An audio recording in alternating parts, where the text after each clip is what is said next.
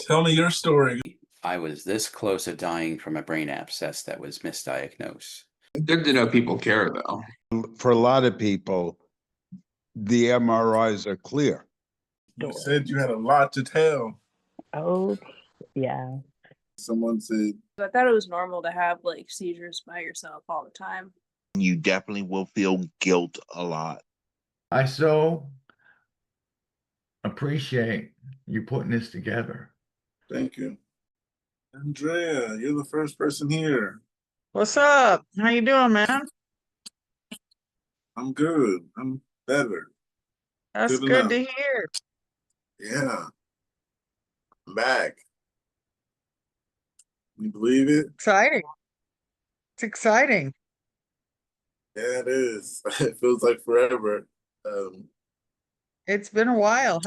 How you liking the new place? You get all settled Um, yet? I'm starting over from scratch, as you see.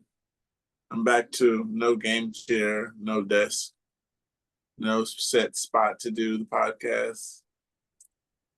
Just going with the flow again.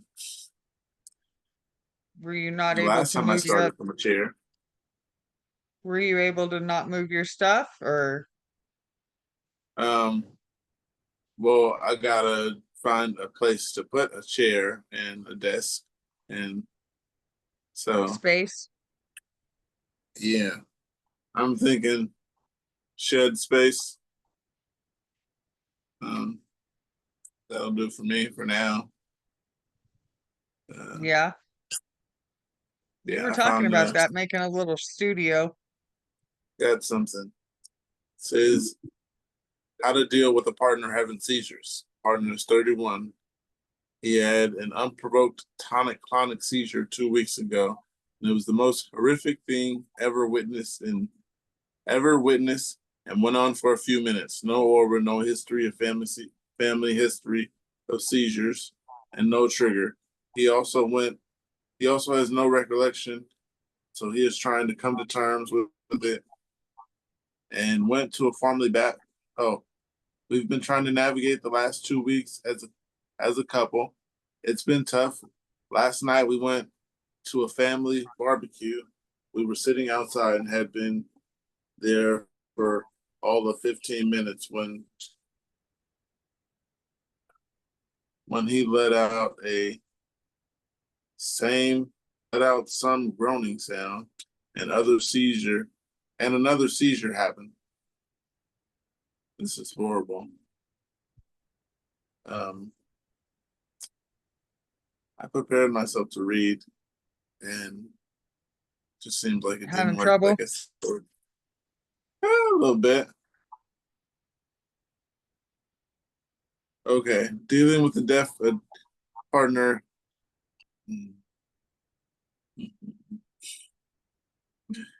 What do you look at me? I laugh for some reason. Oh man.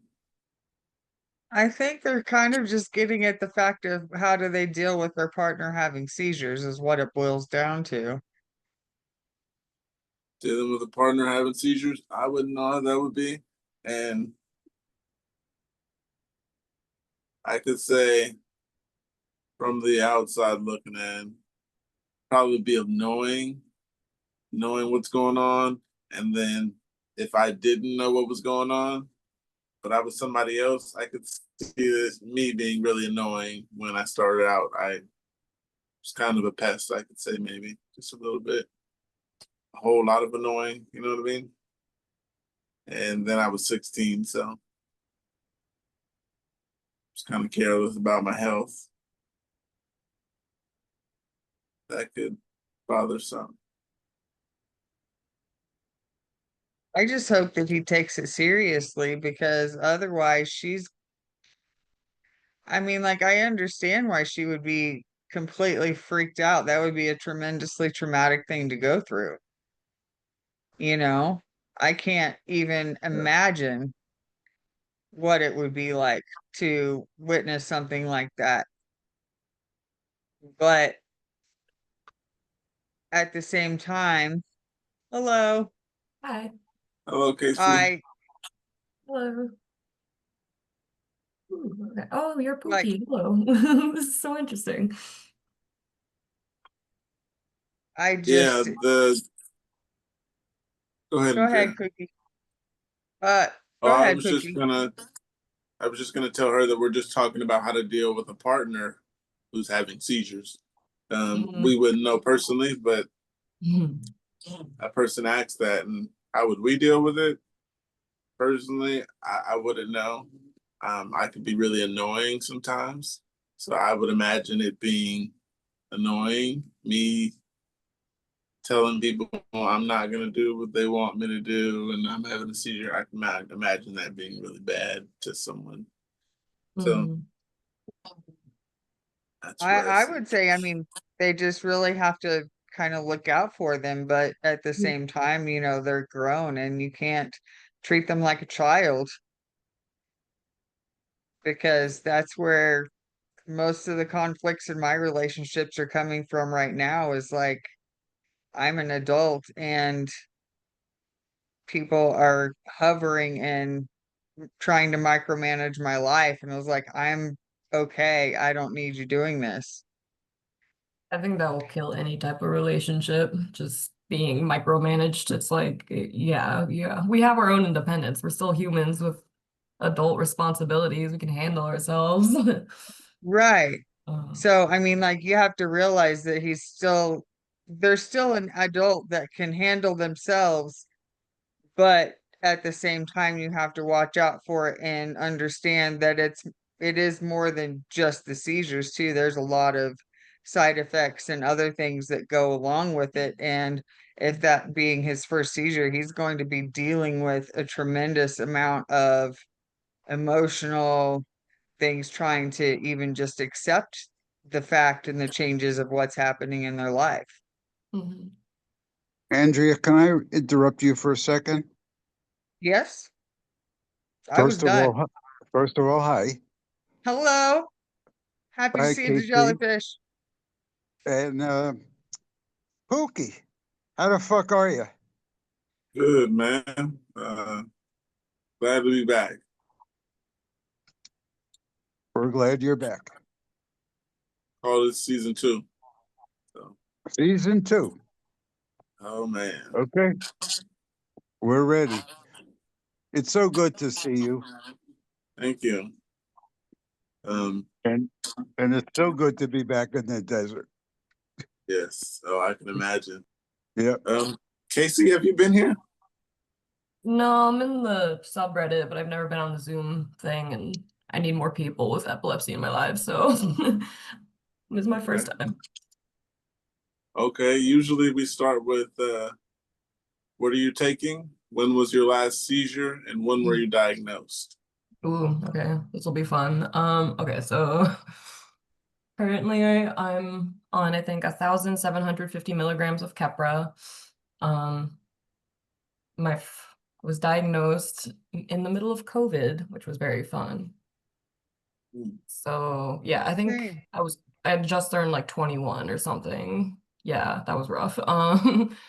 And my last seizure, unfortunately, was 1 month ago after being seizure free for like over a year. So that was upsetting, but I'm okay now. Yeah, I'm sorry to hear that. I Yeah. haven't had a seizure in a little while. Yeah, but it's okay. It was nice because I knew exactly why it happened. So I was like, okay, let's avoid everything that caused that one. But Yeah, yeah. I haven't had a seizure in a little while, Mhm. maybe since July. So I'm good, but I'm post-stroke, so I've had a stroke recently. Oh man, I'm sorry to hear that. It's all right. They didn't tell us that we're at risk for a stroke when we have epilepsy. I had to do all that research myself. So Yeah, there's dang. that. Something like 1 out of 5 of us. That's Really? really think that's something we should be told. Um, Yeah. Can I ask if it was the same part of your brain that your epilepsy usually occurs in, or your seizures? um, I'm still going through all the paperwork. I wouldn't know, Okay, but understandable.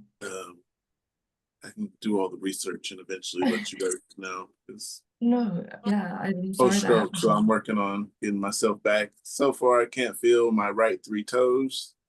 Mm. So some of my right leg, some of my right side, but it's all right. I'm alive. Glad you're doing okay now. Shit. Me too. You Are you still walking all back? right? Come Hmm? again? I said, are you walking all right? Sorry, Oh Jeff. yeah. Yeah, I'm able to take a walk now. So that's way better. Yeah. Taking Are you long back with walks. your, are you back with your sister? No, I'm permanently with my mom. Oh, great. So I don't have a desk space. But I'm working on that. Next week I'll have that in order. Hmm. So got to get my gaming chair all over again, just because moving into someone's house, you don't exactly have the space for everything. So, Yep. but back to this post and this person saying how to deal with partner having seizures. And one of the posts, one of the comments here says, "My fiance has seizures almost weekly at this point. I think I witnessed my first one tonight. I don't know how to tell him how bad it is so he can tell his doctor. I know it's important, but he's always devastated and embarrassed after the fact." Is this person talking about their partner is the one embarrassed and um like like the person posting doesn't know how to help them get through that feeling? Is that what they're asking? Oh no, this is a comment that's on that Oh, post. okay. Oh, okay, never mind, sorry. Sorry not to hear that. I can imagine what he's going through. Any of you guys have a partner that's not sure how to deal with you? Yes. That was quick. I didn't know that Jeff would come first. I used to. Your wife is great. She is great. And she's actually the best human being in the world. Oh. But she sometimes isn't quite the right word, often gives me a hassle over the stupidest things. Like if I want to make a right turn and she thinks I should make a left turn, she's probably right. But she doesn't have to belittle me about it. Or just anything I say, like if she says, "Did you take your pills?" She doubts me about it. And I guess she has reason. But if I say yes, I'm 90% accurate. And I'm glad I get the next couple of months alone. Mhm. Not that I don't love her and I don't cherish her, I do. And she is the best person in the world. But I'm a pain in the ass and she's very controlling. And it doesn't work. I'm not only a pain in the ass, I'm a free spirit. I do what I want. And she's Sounds very, like a yeah, and she's very controlling. She sounds wants like like a fun routine relationship. and What were you saying, Casey? just saying that it sounds like she needs like routine and like a system where honestly you sound like me, Jeff, where I'm just kind of like I just go where the world and life takes me. I'm just going with Yeah. the flow. Because honestly, I think epilepsy helps with that. Because when you're like not sure the next time you're gonna drop to the floor, you're just kind of like, you know what, I'm just gonna live my life. And it's a very thing, like something not everyone lives like that. So I feel Right. your pain, Jeff. Yeah. She's got a schedule and she sticks to her schedule. And I don't like schedules. I don't like having something to do at the same time every day. I did that long enough, you know, Mhm. but Yeah. the pluses outweigh the minuses. I got a post here. It says first seizures and nosebleeds. My boyfriend is 25-year-old male, has never had a seizure previously. As far as we know, on June 30th, he woke up with a dislocated shoulder and pretty severely bit his tongue. He was home alone, so we didn't know exactly what happened. Doctors toyed with the idea that it could have been a seizure, but didn't really encourage him to see a neurologist or anything. Yesterday around 5 p.m., I got home from work and he was sleeping. He works overnight. He woke up and he was fine. He took a shower, then he laid back in bed with me shortly after. He got scared and said, I have anxiety. I have anxiety. That light in the corner is scaring me. And then he turned pale white, started convulsing, and liquid coming out of his mouth. I called 911 in the emergency room. Doctor said that it was likely a seizure. They did a CT scan, blood test. Everything came back normal. They let him leave the hospital and told him to follow up with a neurologist. Now today, he has had 3 nosebleeds and an additional nosebleed since he dislocated his shoulder. We are pretty concerned, but we think that the emergency room will say the same thing, and there's no neurologist open on the weekends. Does anyone have any advice, experience, or something similar? Seeing this scared me so bad, and now we both feel pretty on edge that it's going to happen again. I've heard of people getting nosebleeds after seizures. Me personally, I haven't, and I don't know what to do about that. Go see a neurologist and wait for the weekend to be over with. Did they have urgent care? Like, is this person in the US, it seems? They Yes. did not specify, but I was just gonna assume that they were by some of their wording. The thing After- about urgent care and ERs is like, as long as you're not immediately seizing or dying in front of them, they're like, you're good, That's bye. true. That is true. It's true. I think we've all been there. Oh man. A nosebleed though, that seems, there must be some like a broken capillary somewhere, which might have happened during the seizure. So it could either be really bad or just not that not As long as it stops, they don't care. yeah. Yeah. And going in for a nosebleed, I could see them sending you home and telling you to Literally. come. I've been to the ER for nosebleeds with my grandma multiple times. Mm. They stop the bleeding and send you home. What if you tell them you think it's because of your seizures? They'd probably do the same thing they did last time and do the tests and say, you're fine, we don't see anything, you're good, bye. Go If home. they can even get them to do that. But what can you? I'm trying to think. Like, what do they check? They do like a CT scan and an EKG and some blood work and like a basic blood panel. It's kind of ridiculous, to be honest with you. If you walk in there and you're not bleeding to death or having a heart attack or have a broken bone or something, go see your primary care doctor or follow up with him and so he can send you to a specialist. That's the experience that I've had with emergency rooms. Yeah, I've had bad ones where they always just seem to send me home. Yeah, Been there.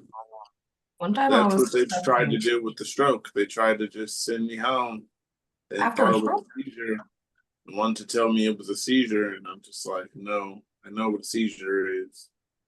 They didn't want to hear that. They wanted to believe that it was just a seizure and not a stroke, and not that I would know.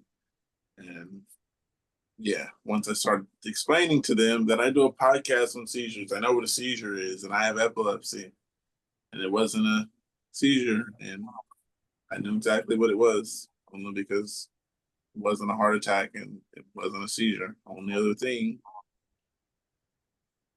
yeah, I laid there knowing it was a seizure, which is wild. I mean, knowing it was a stroke. Definitely our experiences, I'm guessing we're all in the United States. I think our experiences definitely attest to the lack of awareness and just care within the healthcare system.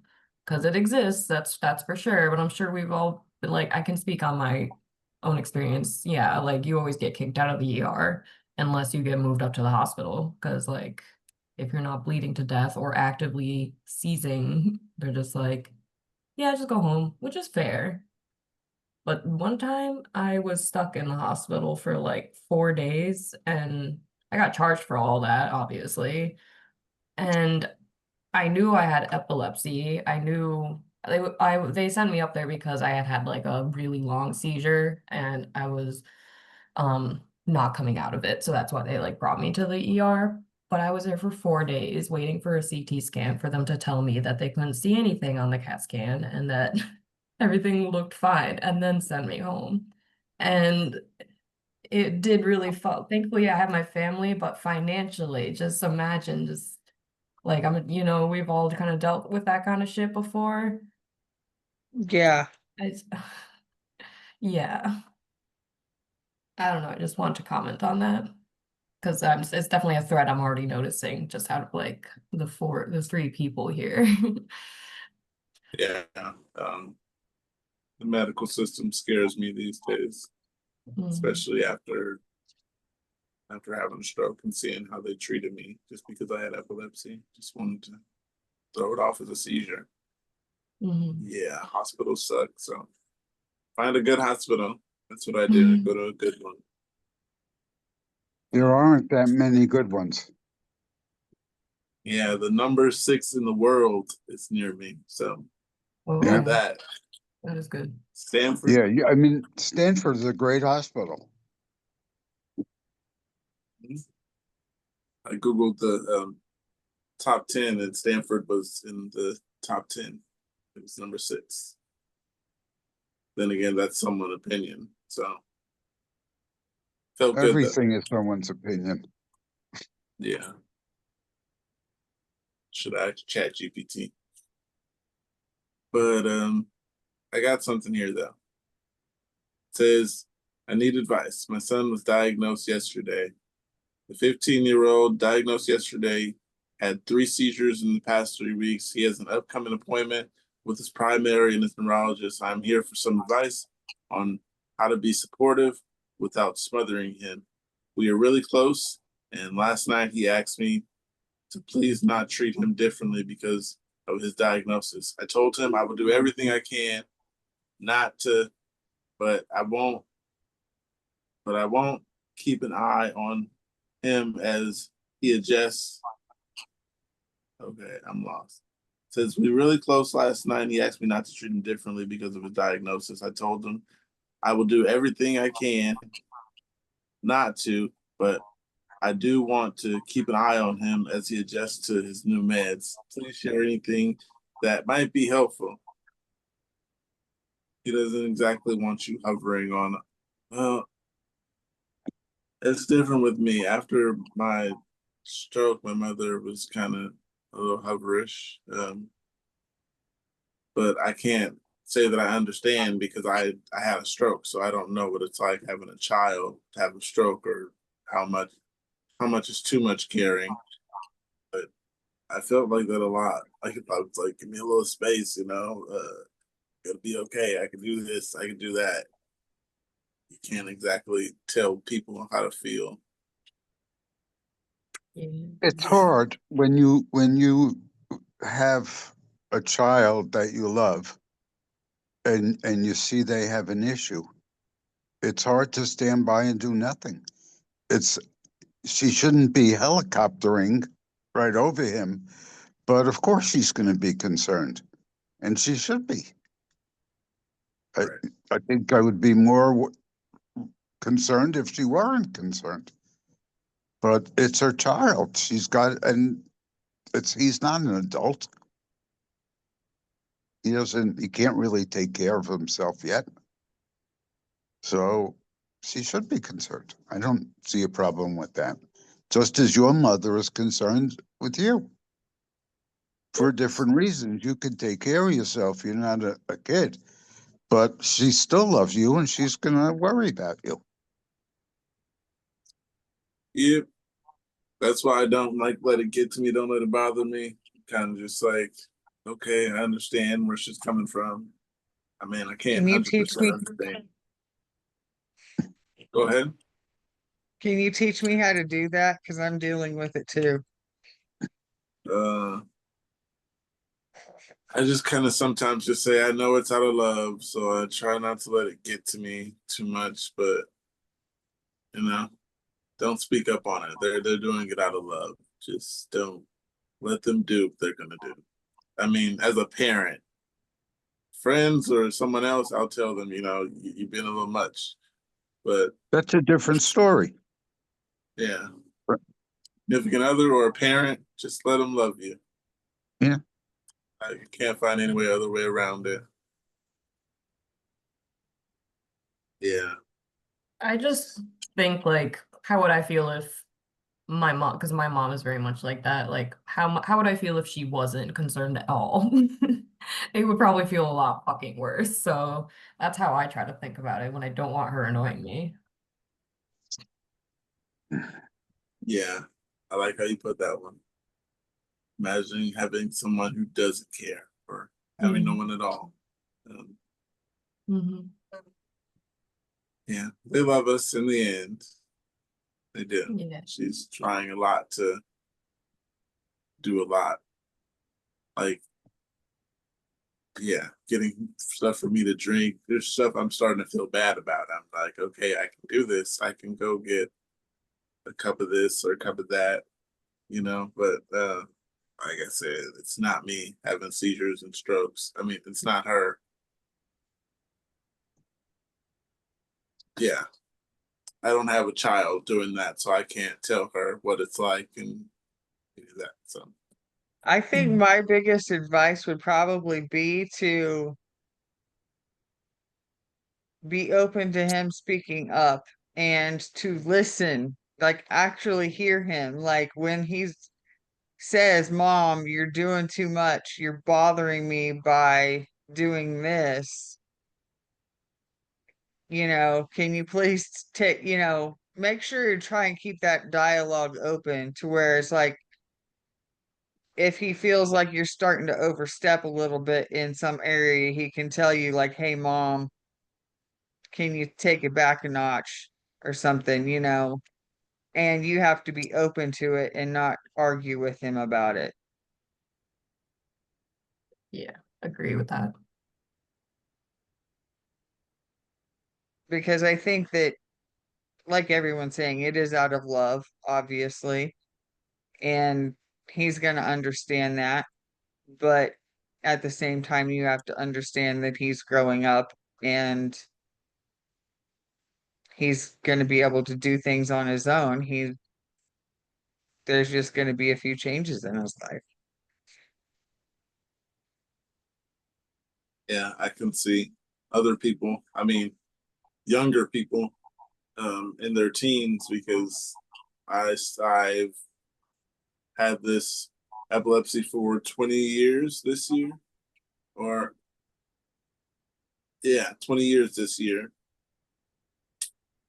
And in my teens, I kind of rebelled. I kind of was like, F it. I'm gonna just live my life and not care about my health. I was just real careless about it, and I could see how I could have been better, and my health would have been way better, maybe in a better place now. It's not in the place I imagined it being. So Yeah. I know what that kid is feeling like feeling smothered. You don't want to feel smothered, so you run to where you don't feel smothered, and that's what I was doing. Run to gangs and all kinds of stuff. It was just like, Then you get in trouble. yeah. Luckily I did not. I did some dumb stuff, but haven't been to jail for it. Yeah. And we get to see your smiling face here because you made it out all in one Yeah. piece. I can now say I'm a stroke survivor. Feel good about And it. the master of the universe. Mhm. Oh man. Thanks for that. I like that one, Andrea. He's the master of the EU. Yep. Thank you. I got some comments from that last post. First one says, my mother's smothering was more damaging to my mental health than my actual seizures. Same. Yeah. Definitely smothering is too much. My mother, I was in my teens, like I said, so she wasn't aware of the things I was doing outside the house. Then I would have my friends be like, don't tell her I had a seizure, or, I'm not going to be able to come out today or anymore, or I'm not going to be able to go hang out and do whatever we were doing before. So, yeah, my friends were not telling my mother I was having seizures. And now that I live with her, it's been a long 10-year gap. I was away from home. It felt so good. I'm not saying it doesn't feel good living back with my mom, but 10 years away was great. It was amazing. Yeah. But I'm back to eating better because my mother, she makes sure I eat. She makes sure I'm drinking. Mm. She'll be in here in a while. Something to drink, something to eat, probably. Yeah. Getting some of mom's home cooking. Yeah. Getting a lot of that 3 and 4 times a day. Yeah. How was your flight, Jeff? It was long. You had It a was straight flight? long. No, I flew in from Philly to Phoenix, which was about 5 hours, and then Phoenix to Palm Springs, which is 45 minutes. They basically go up and come down. But the first flight is really long. 5 hours is really long. And it was crowded, but it was okay. I mean, the staff was, the stewards and stewardesses were great. The best I've had on any flight in my life. They really were good. And I'm just glad to be here. Do crowds bother you? Sorry? Do crowds bother you? A little bit. I think not in terms of epilepsy. I think more in terms of it's probably from my Lyme disease, which I don't know. I just have an aversion to crowds. I stopped going to concerts a long time ago because when they moved into the stadiums, I stopped going because I couldn't take all the people.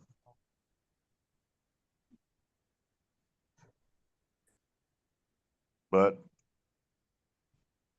I didn't miss much, in my opinion.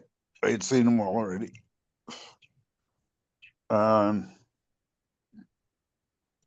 Anyway, I have to go and lay down for a little while, and I will try to get back later. So I will see you Okay. all, if not later, Friday. Take care, everybody. Take care too. Have a good Bye, day. Jeff. Bye. Nice Bye. meeting you. I do have another comment from that post. One says, my son is 13, almost 14. We try not to smother him and actively encourage him to try new things and be independent. However, we do have protocols in place. It is what it is, and he leads a very fulfilling life. Nice. That is nice. That's what we like to hear. Yeah, That's a good idea. I kind of ran from that. Yeah, I just was like, I'm not gonna get smothered, and that's when I avoided being smothered and being at home. Yeah. Like I said, joined the gang, and I was just like, this is what I want to do, and I'm gonna hang out with my friends every day and just not be at home. Yeah, didn't work, but Yeah. I I mean, that's tried. just kind of how it works. Like, the more you got an overbearing, person looking at everything you're doing, the more you want to rebel and go against that. That's just natural. Like, I don't know, whether it's just because you're a teen and you're young and you're chasing that independence, or I think it's just also like a little bit of human instinct. Nobody likes to be controlled, you know? Yeah, that happened like one time, and I felt like I don't want to hear that ever again. I'm just gonna. I think I rebelled after like the first time of maybe being told I couldn't do something after a seizure. Mm. Just like, I'm all right. And then being hassled that day wasn't necessarily hassled. It was just, being really frustrated afterwards is usually how it happens. Just frustrated and I'm not myself. But after that, I was like, oh no, I'm going to run away, saying stupid stuff. And where am I going to run away to at 16? I didn't even think of that part. I was just like, I'm gonna run away. They're telling me I can't do things, and I just had a seizure. Wasn't thinking it through. So like, how about let's just avoid being home more often? And that's how I did it, and wasn't good. Yeah, like I said, I was having my friends not tell my parents I had seizures.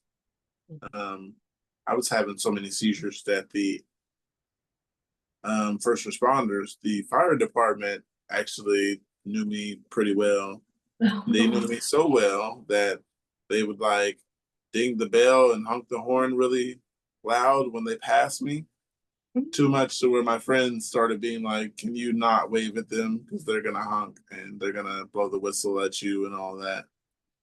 And I was like, okay, I'm sorry, you guys. And sometimes they still see me before I see them and they honk and yeah. I think that's That's sweet, though. funny.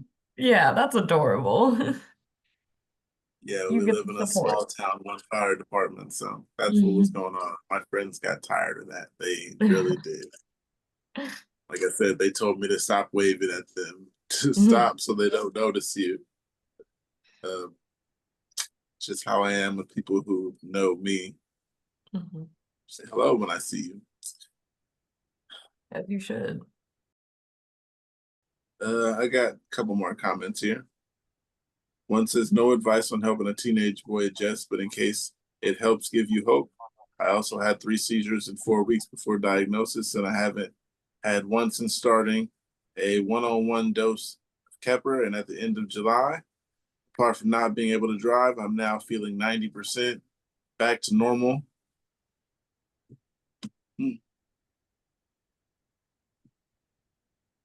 I think these people are sorry. Go ahead. You think these people are what? I think them giving their own experiences to comfort the mom who made this post is just really nice. Like, that's really sweet. I wanted to comment that. Just like they're trying to put her at ease because they know that she's a mom and she's not gonna ever stop worrying. Because that's what moms do.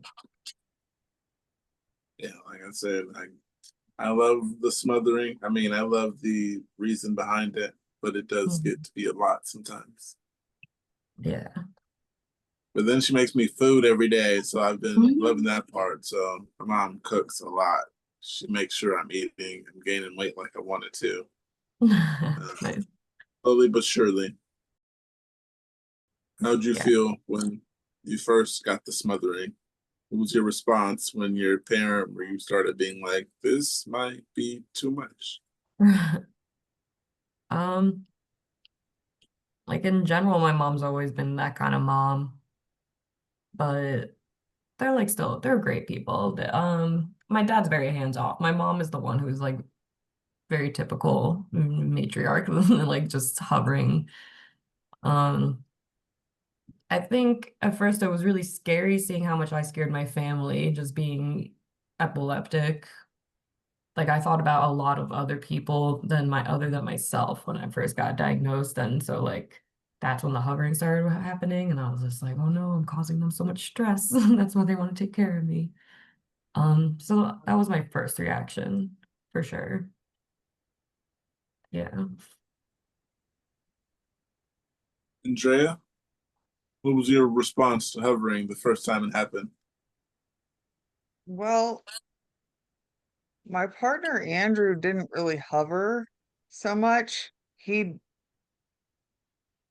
was great because he was very supportive and kept an eye on me without managing me, if that makes sense. And then he passed away in January, and now my mom is the one that's having to help me with everything. And she is very much type A, controlling, in control. Like I informed her of, hey, I decided this about my car. Like, hey, I decided this is what I'm going to do with my car. And she sat there and we got in a huge fight because she was arguing with me. I needed to do something else and take it somewhere different. And I'm like, why are you arguing with me to take my car somewhere else when I have already made the decision? All I did was tell you something. Like, it's just, I don't know. They're just impossible sometimes. That's not the way to do it, you know? We get in fights. That's what we do. We're still at the we get in fights. Right now, we're not speaking How long you think that's gonna last? 2 weeks? until I talk to her again. She texted me yesterday. That's one step in a good direction.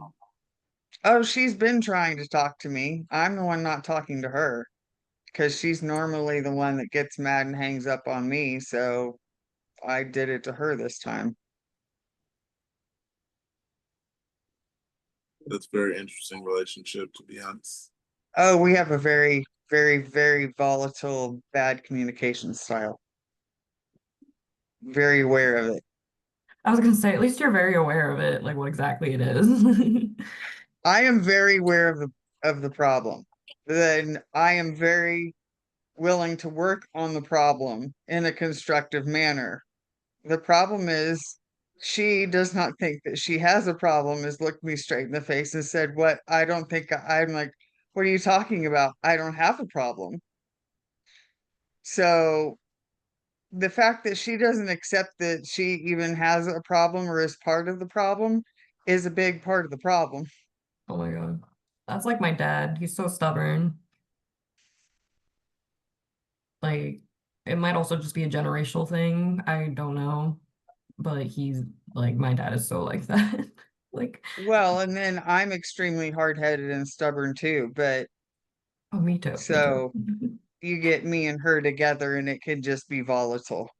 No, that's literally, yeah, wait, that's literally me and my dad. We're like those two similar that like when we're in the room together, it's like we gotta tread on eggshells otherwise. Yeah. Yeah. Me and my dad get along great though. He's cool. Yeah, I love that. Yeah, we're working on it. That's how I react to it. We're working on it. That's good. That's good. Good way to put it. We're working on it. We're As working well on as it. they're not working on it. Mhm. Right. I got something here. It says, what rescue med makes you least groggy? I don't take any because actually, yeah, I don't take any, but I could. But I never have anyone there with me when I have a seizure, so that's why I never used mine and they expired and all that stuff. I had them too long. Having seizures at home alone or not as often. You might want to think about getting rescue meds again since your mom's going to be around all the time if you have Yeah. if you have them. Yeah, I'm gonna get some more. That will Just a work. thought. Yeah, I'll do that. I don't want to have seizures, so hopefully I just don't have them. But Right. you never know. Fingers crossed. Yeah.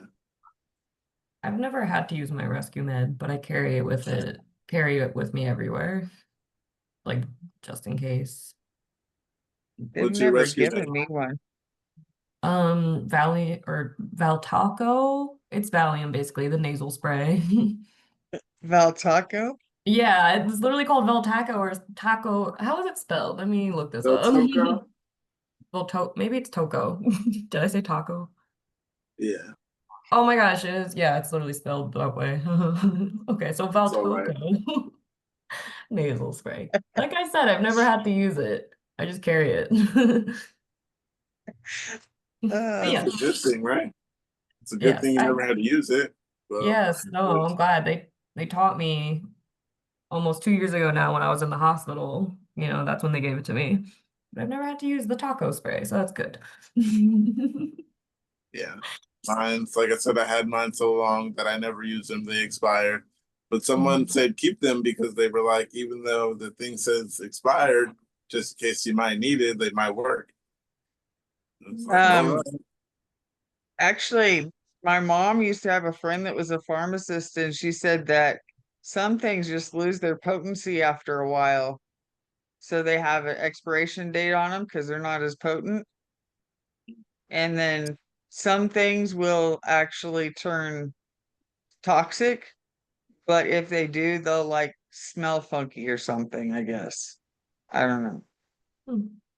They get weird if they turn bad, if I remember right. I still throw out meds that are old though. I think that's, but if it was a little bit old, I don't think it would be that, it's not that big a deal. That's probably safest. I Right, I should probably check mine now that you're saying this. I got it. Yep. right. I had some Kepra that was over 2 years old and it was expired, and luckily I never took it because, yeah. I need to go through my back stock because sometimes I have meds that pile up and or meds I'm not taking anymore. Oh, I yeah, I have still. Mm. I have the meds that I haven't taken, like the 2 or 3 bottles of Kepra I have, but I only have that. So I know what they've given me, because otherwise I'll forget. I think I've got several dosages of Keppra and probably several bottles of each on my shelf in my room from all of the refills and dosage changes and crap. That's exactly the problem I have. Or maybe not a problem. I don't know. Maybe it's good to have back. Well, I think it's good to have backup, but I'm also a bit of a hoarder. Right. But at the same time, it's like, okay, I haven't been on Keppra for how many years now? I could probably should get rid of that. Mm, But at the same time, I don't want to just chuck it in the trash. I don't know. I that's Yeah. don't fair. think How would a powder go bad? Because I mean, the pills, they're essentially powder, just stamped together, pressed together, or whatever. they can. Yeah.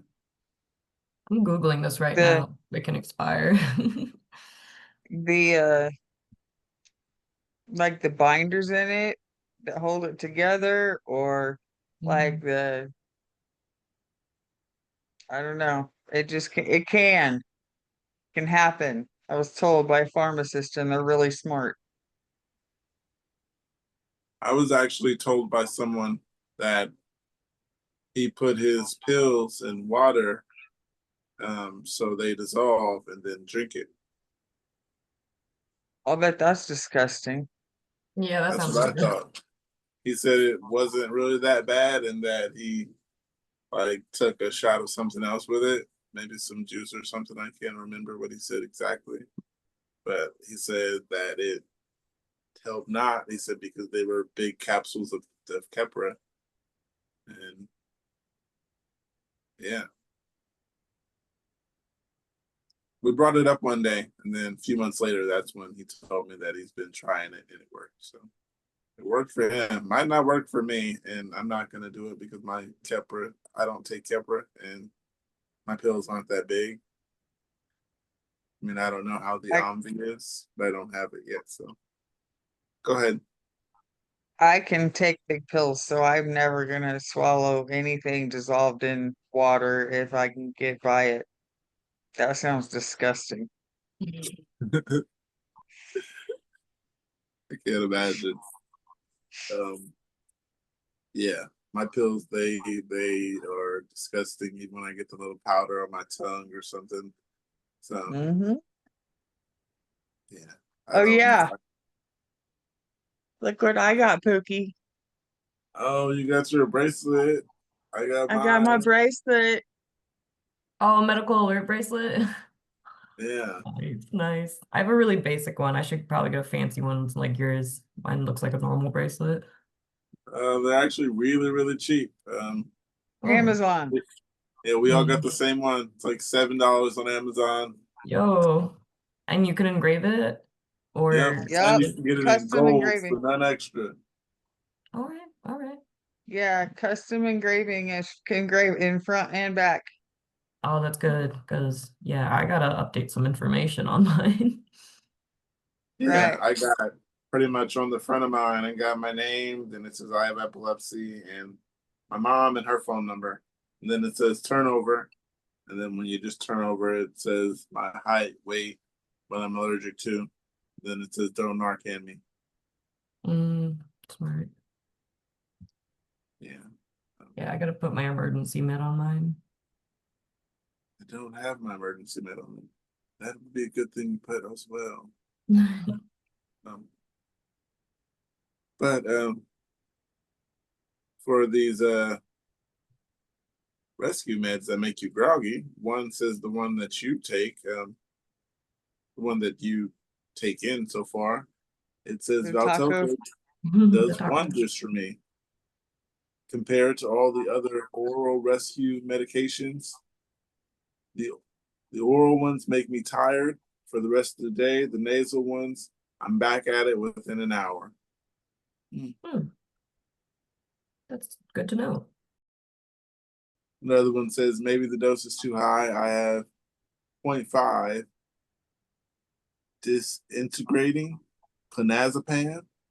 One of them normally isn't enough, but I can take a second or third only if that's not doing the trick. I think fine tuning like that makes it less likely to knock me out so much. Another one says Ativan wears off pretty quickly, so I'd say that I've gotten a chance to use nasal sprays though. Oh, I haven't gotten a chance to say I've used nasal sprays. I heard that when I did have the nasalium, someone said it makes you tired instantly and it kind of knocks you out. I just never had anyone use it on me or anyone there to use it, so that's how that didn't work. I'll never know. Well, I'm not gonna say I'll never know. Now I'm gonna live with my mom. She might try it. Never say no. Yeah, I'm keep my fingers crossed that she doesn't try it. And what happens when your pill is a benzo? Because I'm gonna take Omvi at night, so which This could probably help you sleep. but it also causes insomnia. But then I also already have insomnia, so Oh. it's a downer. Do you take anything for your insomnia already or Nope, nothing? haven't Okay. even brought it up. Why did they prescribe the Omni for your insomnia? The Omvi is for epilepsy. I told him I'm not taking Keppra, and he was like, "Well, we can try Omvi." Okay, just don't suggest Keppra. That's all. Okay. Yeah, had a bad run. How was Keppra for you in the beginning? You get the bad everything, Keppra rage and stuff. Oh, honestly, it's really I've been on it since diagnosis, right? Because it's always the first one they give you. In the beginning, Gold I standard. think. Hmm. Said Kepra's like the gold standard. It's what they It start really everybody is. with. Yeah, literally. Standard issue. Standard issue. I think at first it was fine, but that was maybe like 5 years ago now, and it was like 500 milligrams, like 250 like twice a day. And now I'm more than double that. And I will say as the dosage has increased, it's definitely given me those like typical symptoms, but I'm a little afraid to try anything else, and I haven't experienced the rage part. Just a lot of like the sleepiness and like I just sleep so much, but I don't know how much of that is me and how much of it is the meds I'm on. But yeah, were you both on Keppra at first? It sounded like it. I started off on Dilantin Mhm. for maybe 3, 4, 5 years, somewhere in between there. I don't remember. So I have 3, 4, 5. And then I had Keppra for 4 or 5, somewhere around there. And then I've been on the Motrigine for around 8 to 10, somewhere around there. So my balance of what I've been on the longest is really all over the place. I don't know Yeah. how long I took Keppra. Like I said, it was around 3 to 4 years, somewhere around there. Only one at a time though? Yeah, it was one at a time, and it wasn't a good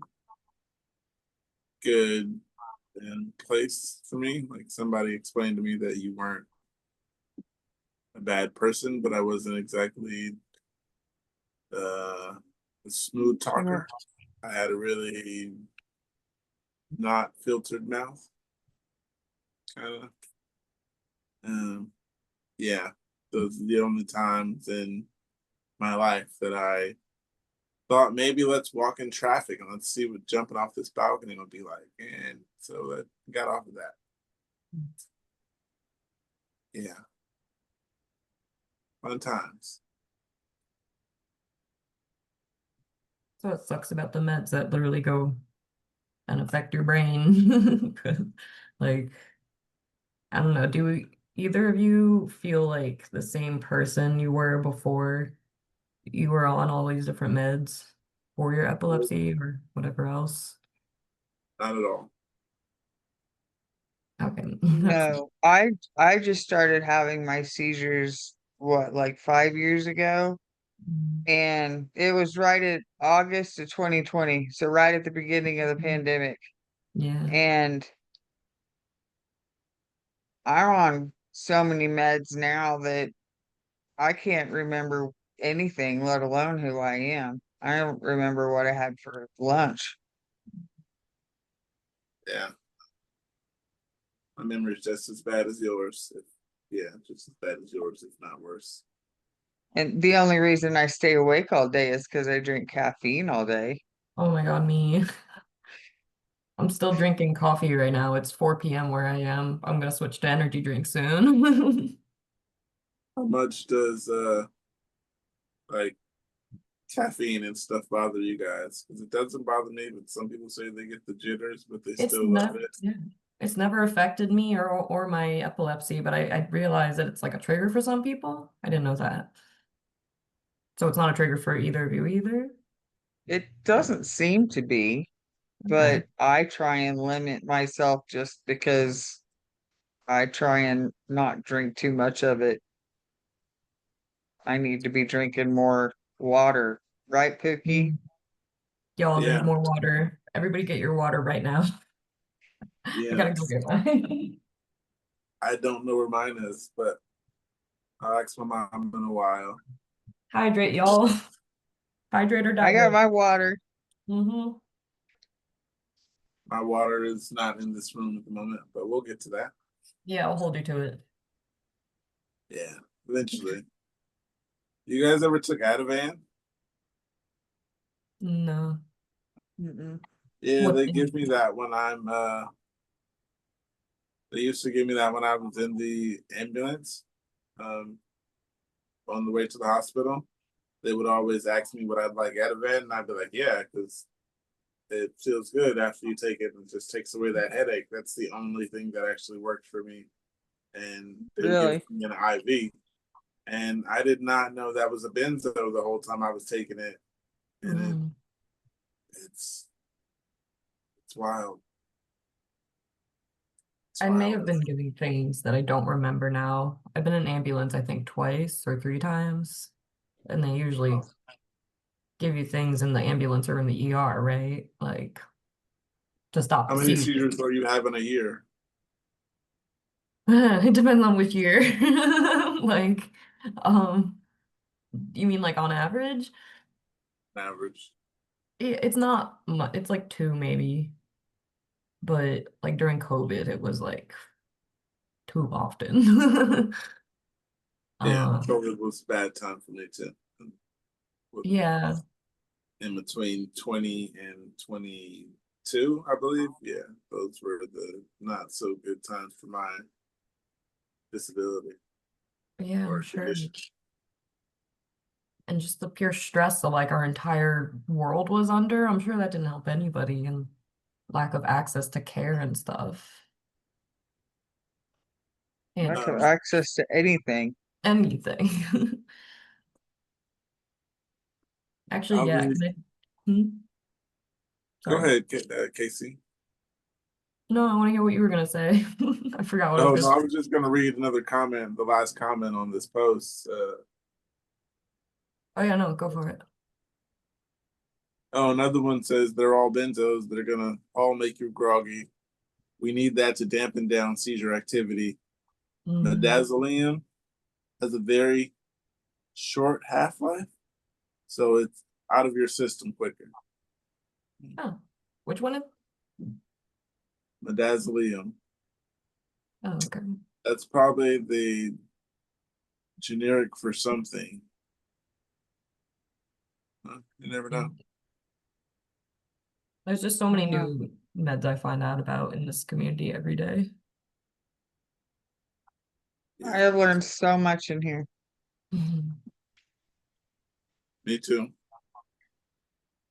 Like I didn't know that grapefruit juice bother us as much as it does, but someone has expressed that it could make us overdose. It could break our pills down in a way that we're not used to.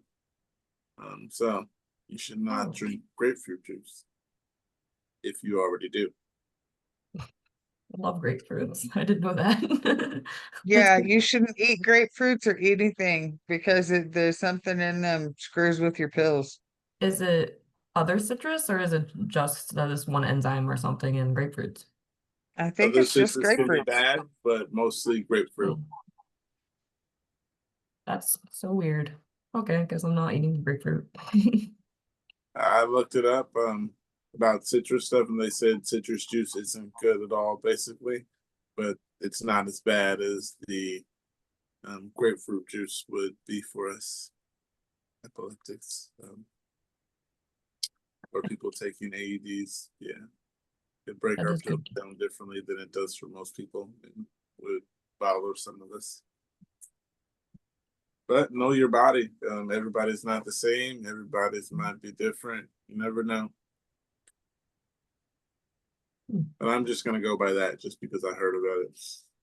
I don't know my body with the grapefruit juice yet, so I'm just not gonna go try it just after I already know the possibility of what it can do.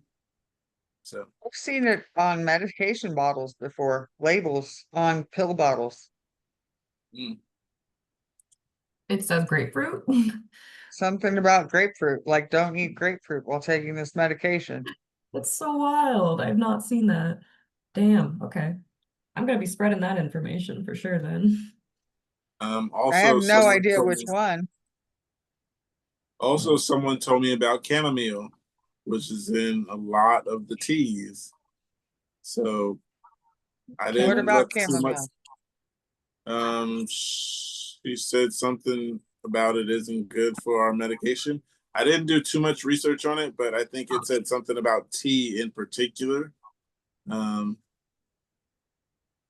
The little gonna bit of research that I did look up on it, it was just like it said something about teas in particular could bother something. Apparently it can affect SSRIs if you're on that or sed sedatives like benzos. I'm not seeing much else. That's great to know also though, because I also love tea. So finding out Is it, a lot. it's just chamomile though. Which is good. I actually had a box of tea and it had a label on it that said if you take anticonvulsants, you shouldn't take it. I forgot what kind of tea it was, and I was like, wow, I didn't notice that. I never noticed a little disclaimer in the bottom right corner. And yeah. You don't think to look for something like that on a box of tea bags? Yeah, like wow. So I don't drink tea with caffeine, and I haven't drank tea in a while just because that label I seen. So yeah, someone told me that and I seen the label. Didn't do a lot of research on it, but a little bit that I did do, I wasn't. Y'all are ruining my beverages. Okay,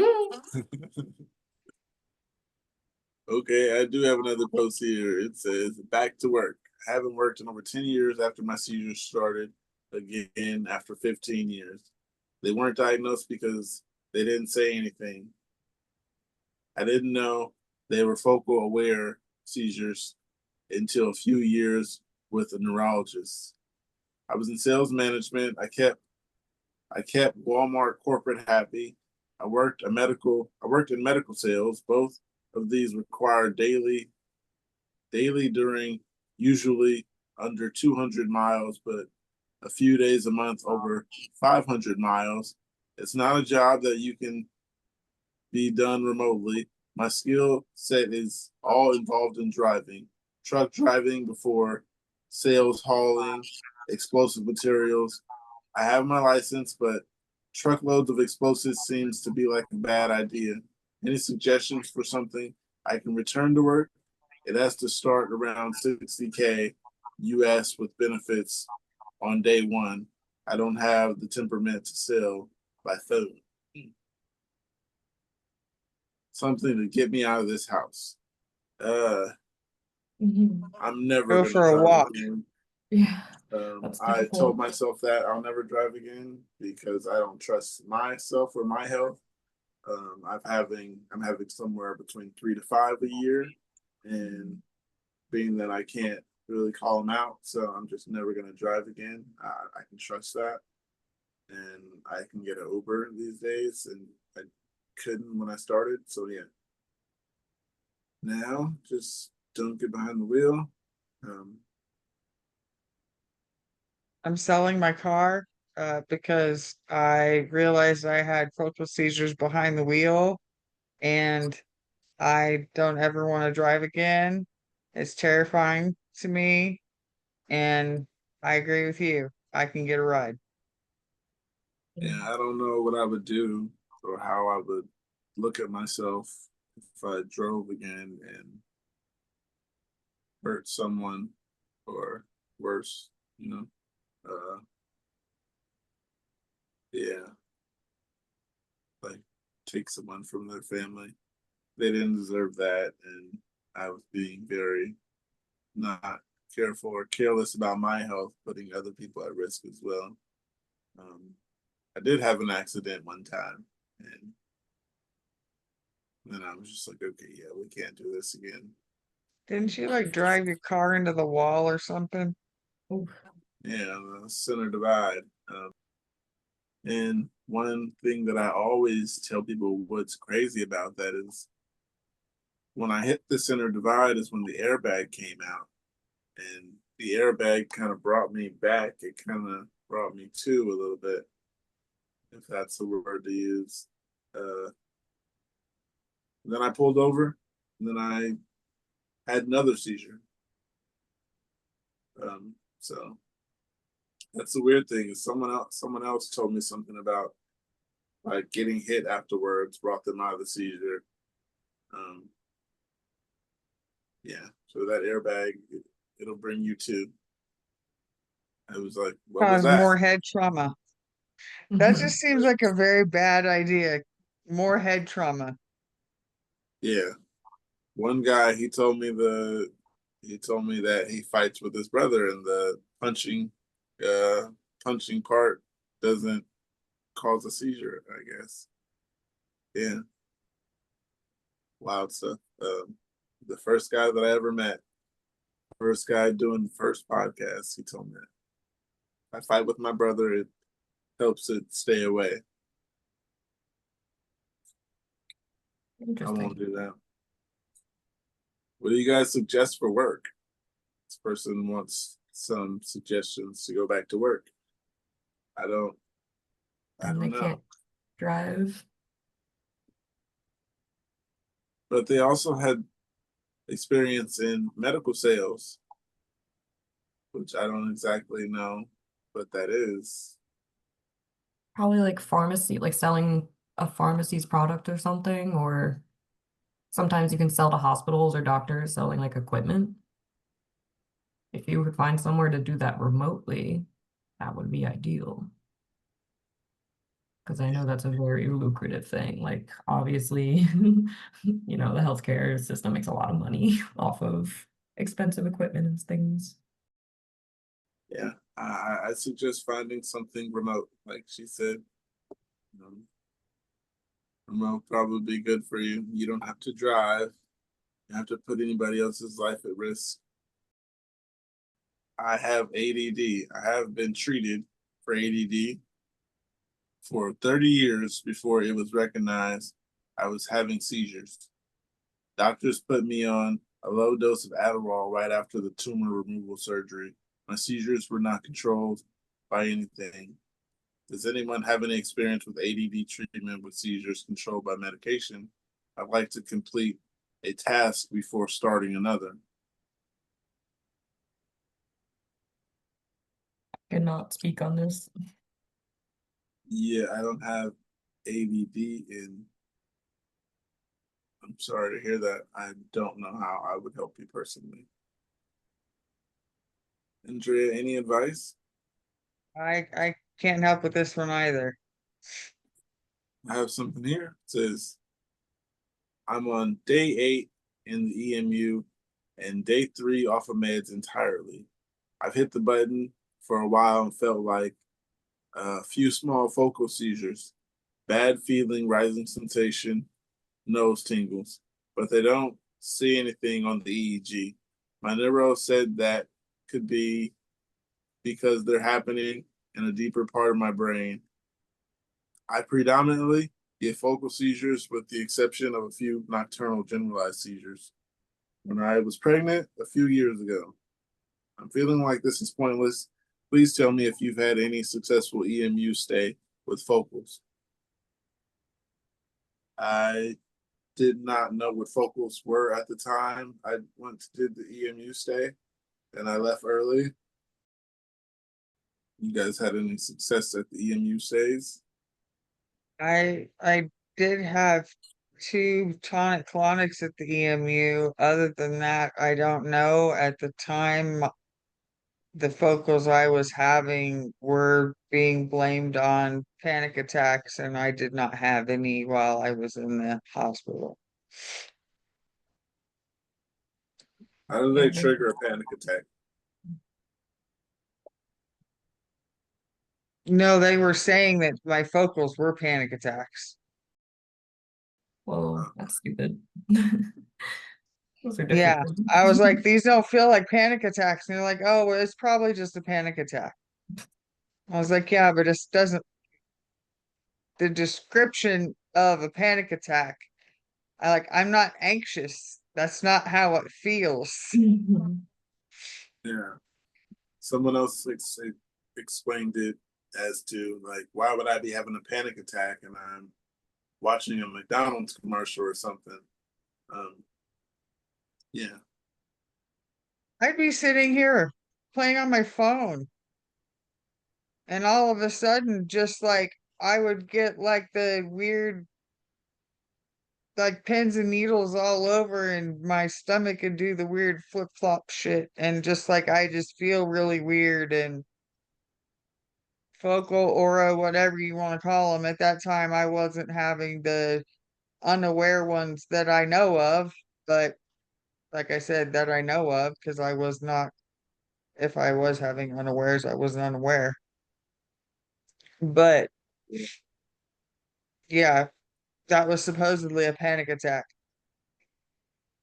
Yeah, when I had my, I don't know whether to call it a panic attack or not, but I just had like that impending doom feeling, like something bad is going to happen, and I don't know what it is, and it was a panic state of like, what is going on, and I instantly text the other people in the group and was like, you guys, somebody come host this because I'm not sure what's going on, and I don't think I can sit here any longer. And I was like really worried, like what is going on, but then being here enough, someone had already said the impending doom feeling, and I was just like, I need to be relieved of this. So yeah, as soon as I said that, the rest of them came, and I was like, I need to walk away, and I started getting nauseous, and it was just really nice to know that I do this and got someone to actually tell me that what that was, because it's been happening for years and I never explained it to my doctor because I didn't know what it was and I didn't know what was going on to actually explain this is what's going on or that's what's going on. And when I did explain it to him, he's like, man, me and you've been dealing with each other for 20 years. And you never explained that to me. And I was just like, well, 20 years down the line, someone finally told me this is what's going on. And it's actually a seizure. So there was that. Education. Education. Yeah, was not educated. And yeah, I told him, this has been happening to me for like 10 years, maybe more. And he was really, really frustrated about that, about me telling him that it's been happening that long. Up under his nose is how he felt about it. But then he retired soon, so I didn't have to worry about being hassled about it. And now I'm in the phase of going through another neurologist who's also retiring next year. So I'm going from neurologist to neurologist. And right now, this one says try Omvi. So Why would they send you to a doctor who's about to retire? He said this year, no, he said next year will be his last year. Yeah. He said his whole practice is closing. Maybe he's got someone lined up he's just going to transfer you to. I don't know. That's what my last one said. No one called me since.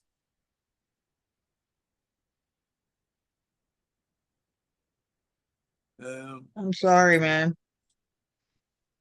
Right. Some of the comments here on the EMU stay and focal seizures, someone here says, this is my fear currently. Not diagnosed with anything, but I present what are called focal aware seizures. I'm going to the EMU next month to see if they're epileptic or not, but worried that if they are, they won't get caught on an EEG. Sorry to hear that. Another comment here says, not exactly an answer to your question, but I just got out after 6 days. I had a tiny focal as I was falling asleep that was not picked up. They said I'd probably have to come back, but I might ask for an ambulatory test so I can try some things to trigger that are not allowed in the hospital. Yeah. Do a stress test. Another comment here says, yeah, I've done 3 and they've all been successful, but they've told me it's kind of common for people to not have focal seizures during them when taking off their meds and sleep deprived. Do you have focal seizures, Casey? I think so. I definitely had a lot more before medication because I would have gotten diagnosed a lot earlier if I knew what focals were, kind of like you guys were saying. Yeah, because I was in college having them a lot for sure.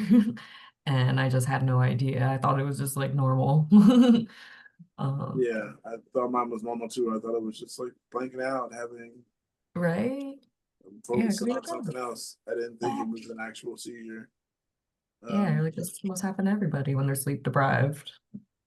Yeah, before this, I was having seizures, and I thought there was only one type of seizure. Mhm. I was like telling the doctor and stuff, like the paramedics, they would tell me, what kind of seizure did you have? And I'd always be like, the ones where you shake, the worst ones. And me not knowing for 20 years, I thought these are the only types of seizures that you have. Yeah. Come to find out, there's over 20, I heard. I'm never too sure. I don't have the research, but I'm sure we're discovering more every day. yeah, someone's discovering them day to day. That's why education's so important. Especially on things like this, Mhm. because I wish my neurologist would have known. I mean, I wish my teacher would have known more about my seizures when they happened, because I was just kind of left for dead. But I look at it like that now. But back then, I could see that person not understanding what it was and getting scared. And that's what she did. Or no, it was a he. He got scared and ran off. He ran to the nurse instead of calling the nurse. And that could have been really bad. And I look back on it. Could have been really bad for me there alone with panicking students. Luckily, It I'm was here probably today. because he didn't know what to do too, and he was freaked out. Yeah. Freaked out and didn't know to grab the phone. Instead, let's just run to the nurse. And yeah, that's horrible. But the guy sitting next to me, he told me recently, he was like, last time I seen you, you were kind of tangled up within the feet of the chair and the desk or whatever the case. He's like, and I was sitting there crying and I didn't know what to do. And that was the last time I seen you. That's because it was web design class and I had to drop that class because they thought the computers were the reason I was having seizures. So I was just out of a class. Oh man, good times, you guys. Yeah, isn't that fun? All right. I got something here. It does say abnormal EEG. What to do now? Well, after 20 plus years of following my epilepsy, I just got my first abnormal EEG. This was an abnormal impression. This was an abnormal outpatient EEG acquired during wakefulness and drowsiness. There was a focal non-epileptiform abnormality over the right temporal region, the etiology of which cannot be determined based on the electrographic features, but is compatible with the dysfunction of subcortical white matter over those areas. A single interictal epileptiform discharge was over the left anterior mid temporal region. And this was only seen in one occasion. It is of questionable significance, but raises the possibility of an area of cortical irritability and potential seizure focus. Further radiographic correlation may be helpful. I'm waiting to hear back from my epileptologist on the next steps. I don't know if this is related to the myoclonic jerks I've been having or not. I had 3 really minor twitches during the EEG, but didn't mark them on the scan. One was slightly larger than the other. Dysfunction or subcortical white matter, with a question mark after. Dysfunction or subcortical white matter. I don't know what either are. Yeah, I don't know what any of that means. I don't either. That's a doctor question. Yeah. And it was a very, very long post to read. Not Mhm. very, but it was a long post to read and then not know any of what you're talking about. I'll read some of the comments. One says, request a 7T MRI or a MEG scan. If it's deep structure tissue, those are your best chances to observe. I'm grateful to have those done. Sure wish you well. Another comment says dysfunction of subcortical white matter means that the tissue is arising from the white matter part of your brain. Your brain has both gray matter and white matter, both of which have different cellular components to them.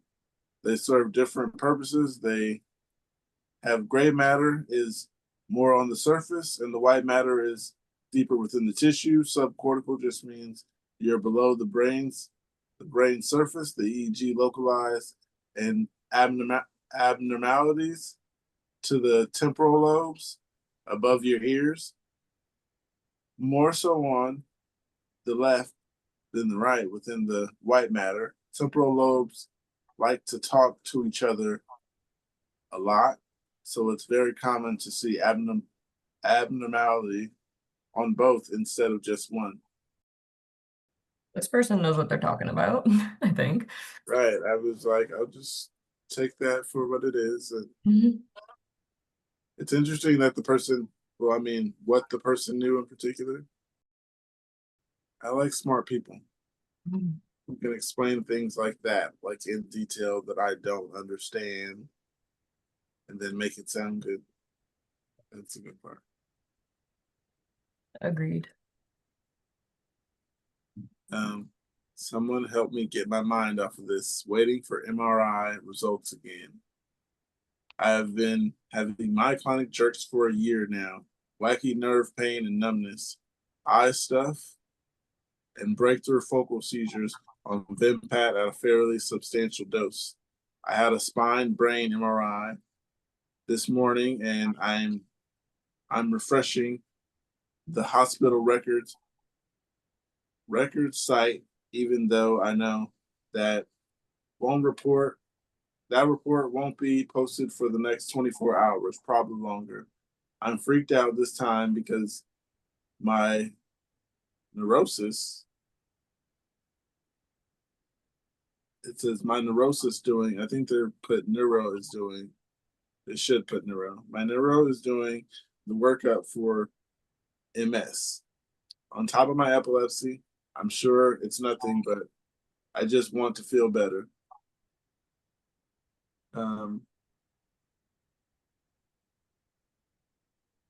To feel better, the person just looking for advice or support. And yeah, I just say wait for the results to come back. Don't stress yourself out about it, because if you don't know what's going on and you stress yourself out about it, you could have a seizure. So It's true. But don't want to make it worse. yeah, I Try to don't stay know. busy. Perfect. 'Cause I don't know Get how your to mind off of it. Have a friend take you somewhere. Talk. Yeah. Talk to them. Yeah, I wouldn't know what to do. But yeah, get your mind on something else would be a good thing, like they said. Get my mind on something else. I could imagine what I would do. The average person tell me to do this. What do you guys do to help you feel not necessarily normal, to help you feel normal? I do painting sometimes. Yeah, we didn't I have an icebreaker, but we can have an icebreaker. The icebreaker is, would you like about last season? would what? Oh, what? Last season, what'd you like about the whole last year of the podcast that we've been through? What seems like a whole year. Yeah, I loved it. What I I love meeting everybody. I swear I've met around 40 to 50 people with epilepsy since we've started. Since Casey, since this is your first time, you probably can answer that question. yeah, it's really been a really long ride, and I've met a lot of people, and it's been really fun. Andrea? I have not been here since the beginning, but I started coming, I don't know, a few months back, and I just in love meeting people who understand and having a chance to speak to somebody who like just to have a social life of some sort because I spend so much time at home. It's just nice to see people, especially people that get it. Yeah, people that get it. Mark? Mike working there? Do you hear me? I can hear you. Yay, okay. Uh, I mean,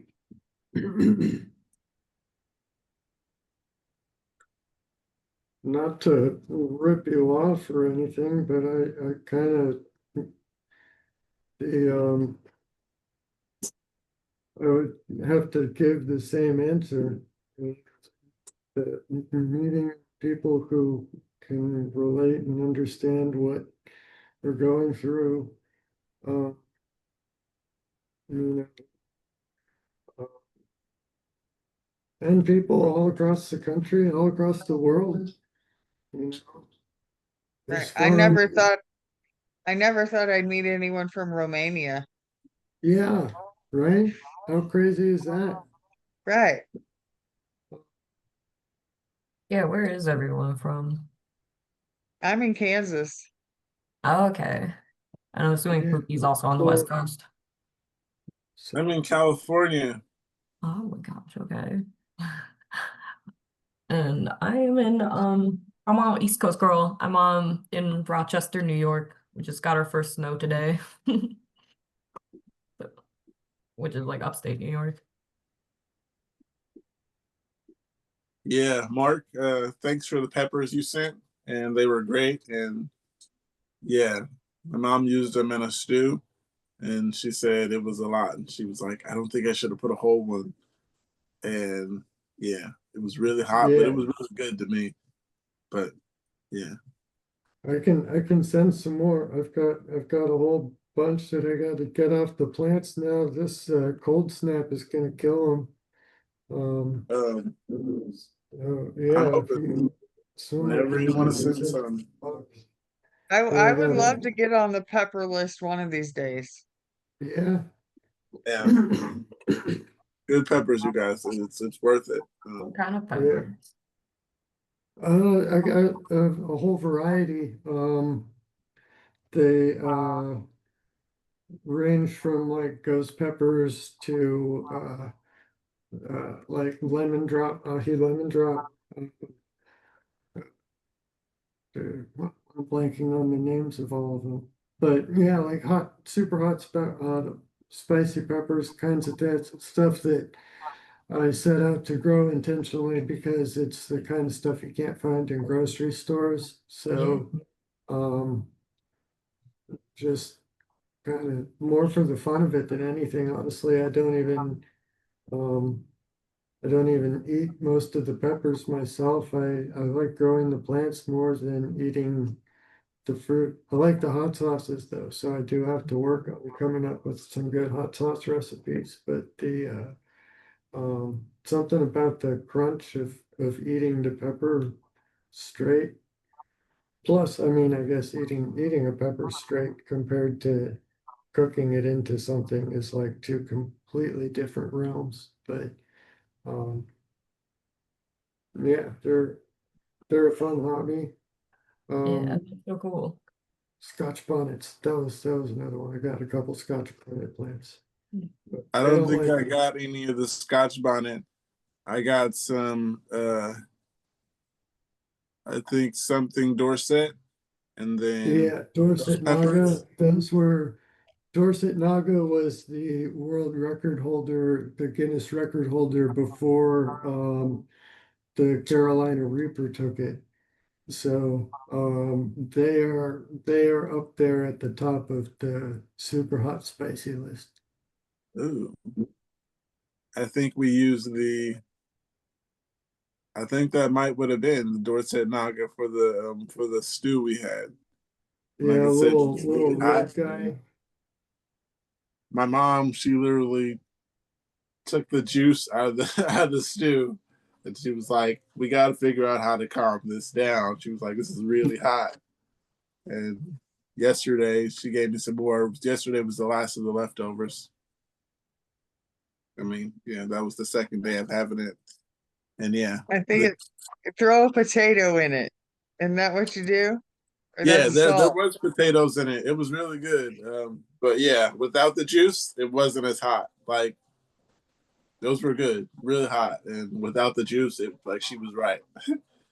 Because Mark, you Yeah, don't grow peppers, you grow lava. yeah, right, pretty they're much. great. Like to And know then the stick person it in who runs these bottles. is I even gotta better. stick it in bottles and sell it. And name a hot sauce after my lava lamp collection or something. Right. Um, yeah, Magma flow. yeah. Something. I just gotta stay. Can't get too close to any trademark names, so that'll take a little bit of thought. But Yeah. yeah. And I was thinking of like coming up with a. I gotta figure out a name for a like a seizure pun wordplay hot sauce with I was thinking of using that for like a Caribbean jerk style sauce. So something seizure would fit with that, I think. Oh But yeah. um Absolutely. gotta come up with the sauce first, so I'm thinking about pulling out the smoker and drying some of these peppers that are on the plant still. Or just fire roasting them. Fire roasted peppers are really good. The tradition with original tradition with jerk, uh, Caribbean jerk was developed by growing or using the limbs of allspice trees and roasting them, barbecuing them green. It kind of would smoke the meat with the wood of the allspice trees. In addition to using allspice berries, along with the Scotch bonnet pepper as the kind of core of the That's the jerk. secret. Yeah, well, those two are like what define a jerk sauce, and then the rest of it is all like personal notes and ratios and tastes and all that. But um, why did I even start talking about the? Because we were talking about sauce and peppers. I'll bet toaster would be a great to help you come up with a name for that. Yeah, yeah. I gotta talk with her about that. See what we can come up with. But it's nice weather now, so I got no excuse not to go and sit out in the backyard and babysit a smoker with a bunch of peppers in it for a couple hours. Oh shucks. Oh, What are you man, gonna do while you're out there? You might have to smoke. I have to smoke with the smoker while smoking. Right. What a with the headache. smoking while smoking. It's such a chore. Yeah, right. Sounds like a Gotta good make thing we've been sure on I've Tuesday. got pre-rolls ready because by the time the peppers and everything that is done, I don't know how much I'll be able to do, get done with my hands. Yeah, So, I could imagine touching a joint or imagine rolling after after you touch some peppers and then try to smoke that and then Oh not my take God. it. Imagine trying to smoke that. You would die. Like you actually might Spicy. die. It's spicy. Don't do that. I think I think I remember seeing a video like back in, I don't know, back in the day of somebody smoking habanero peppers in a bomb, like dried habanero peppers or something. I gotta see if I can find it. I might be mixing up the details or something, but her, because I feel like I remember being absolutely shocked at somebody filling their entire lungs straight with like, That seems dangerous. Yeah. Yeah, yeah, sounds really dangerous. I could imagine it burning my insides. Right. oh, smoking, yeah, smoke to the world's hottest pepper. How old is this? I'll be able to tell. Carolina Reaper, so it wasn't that long ago. Oh, the video's from 11 months. Is it? Speaking of smoke and peppers, if you're smoking peppers on your grill or in your smoker and you breathe like and you inhale the smoke that's billowing out of your smoker, is that gonna be hot? Like spicy? Yeah, yeah, bro, So do yeah. you I mean, when you run them through a food dehydrator, you got to be really careful. And if you're gonna dry any fresh peppers in your oven at home, like depending on how spicy the peppers are, you better do it on a day that you can open the windows. Because even if they're not burning, it can still fill up the house with pretty powerful like an fumes. like an onion will permeate when you're cutting it? Yeah, yeah, exactly. I mean, it's kind of almost in a lot of ways a similar sort of sensation. You know, there's an immediate reflex to pull away from it when you get close. Yeah. Can I Huh. ask a question? Go ahead. Yeah. How many of us are stoners? Raise your hand. Everyone here, pretty much. Oh, hell yeah, dude. Okay. That's what I was kind of hoping, but I wasn't sure. Like Um, everyone on the podcast, I think. Really? Yo. yeah, I think pretty much everyone. Yeah. I mean, when you That can't come really If through. not a drink. stoner, then definitely a supporter, I I love think. that. I love So, Right. that. We Or we the are ones. very very good supporters of the medical marijuana. That's what we are. Hell Yeah, yeah. there we Great. go. I haven't Most gotten my med people, card. Hmm? most people who come and they aren't smokers, they were former smokers, and now they're either part of a religion or relationship or by choice. The reason they're not smoking now, but That's fair.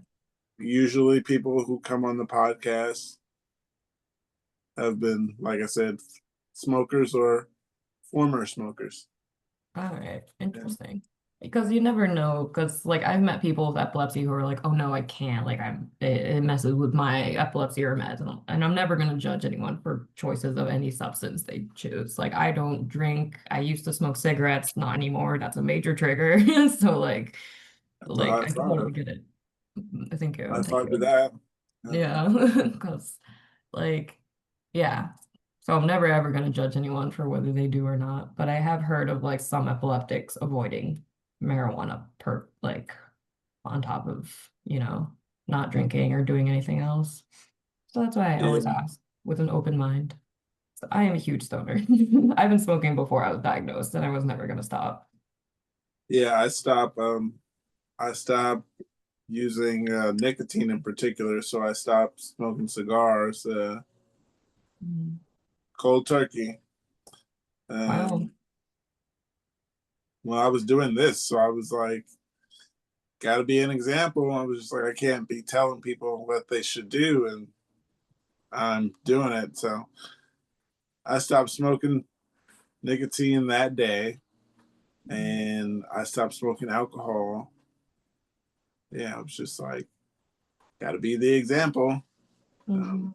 Can't be on here telling people what they should do, and Yeah. I'm doing it. But yeah, I know that like I know it can always be a controversial topic depending on the person. But like even in like the regular like just r/epilepsy subreddit, every time someone makes a post about like should I do this drug or should I try drinking, it's usually very much like negative comments like no, do not do anything, do not try anything, which is totally fair. But like I, for one, the only things I've done were shrooms and marijuana, and those were the only things I did before and after diagnosis, and they did not affect me. And that's the only thing I'm gonna stick to. But that is completely my prerogative, you know, like because it's like how it affected me personally. But I do notice that some people are very anti-drug of any type, which again is fair. But I don't know. That's why I want to know everyone's perspective here. yeah, Does no the judge. does the psilocybin interact with any of your medications at all, or vice versa? For me, no. I even asked my like neurologist and epileptologist if, like weed was okay, and they're like, "Oh yeah, doesn't like no, it's not gonna affect." Like I take Keppra, and I think I know everyone gets or assigned that one first because I think it doesn't or interact with like other things much, and the cannabinoids, you know, like they're not affecting the same part of my brain as my epilepsy or my Keppra. I looked into this a lot, but because I also work for a dispensary, so I like to have that knowledge. Like you were saying, Pookie, like you like when people have that kind of background knowledge, like on chemistry, neurology, all this stuff, which affects all of us, everyone here.